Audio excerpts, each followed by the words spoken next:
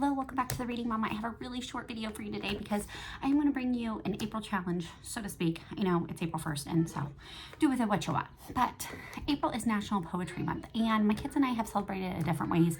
Every time we've done tea party, like poetry tea parties where we get off the tea set and we share poetry. We've read books about poetry, we've read poetry, all kinds of fun things.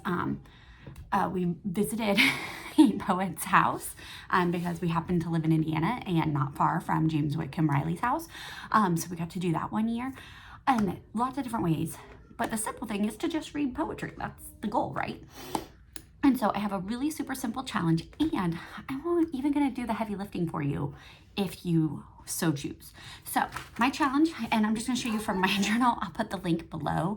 And there's another video if you want to know even more from a homeschool front how I make this work, over to my video on my homeschool channel. But it is just a poetry challenge, and the challenge is to read or write a poem in that form sometime this month. I mean, one of them's couplet, so it's not hard. Oh, my stickers are falling out. So that's it. Also, what I'm going to share is I'm going to be doing some poetry things with my kids over in the homeschool channel side. You can check that out.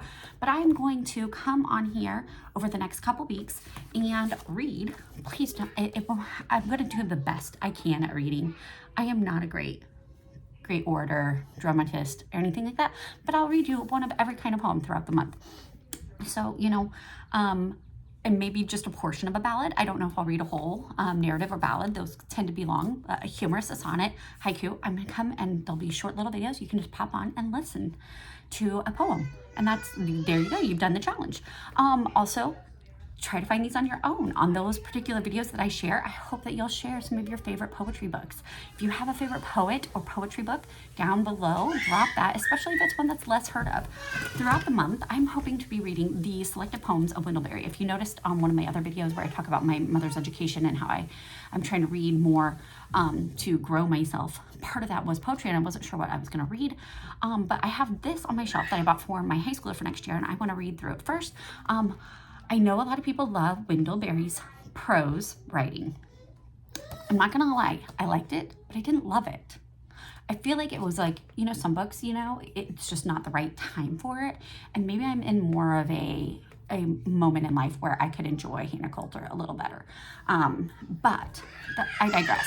But I'm going to read some of his. That would be one of the most modern poets I've ever read. And so I'm excited to jump into this. If you are looking for other things, nursery rhymes are poetry, guys. Practice doing nursery rhymes with your kids every day, or to children you know. I did find on Ambleside Online Facebook website. If you're a homeschooler, you know what Ambleside Online is. Anyways, but they had the Oxford Book of English, which I have, but they were really hard to get into, and so it just sits on my shelf right now because that old English was really struggling for me. But they have some selected poems already printed out. You can buy free poetry all over the internet, all over. Old, classic, new, modern, whatever floats your boat. You can find it here on the internet for free. So this is not a hard challenge. But I will, like I said, throughout the month, come back and share one of each of these kinds of poems so that if you don't want to do the heavy lifting and look yourself, I will just read one to you. And you can pretend that you are like my children and get to listen to my voice as I try to read a poem, whether I do it humorously or correctly or whatever that may be. But I digress. So, super easy poetry challenge for National Poetry Month, and I hope that you will take the time to join me and enjoy this. If you have favorite poetry suggestions, drop them below, especially for free verse. I know there's a lot of books written in poetry form in free verse, and I struggle with those. So if you've got a good one, let me know. And I actually will share one of those and some of our favorite poetry books throughout the month as well. So, thank you so much for watching. Have a blessed day.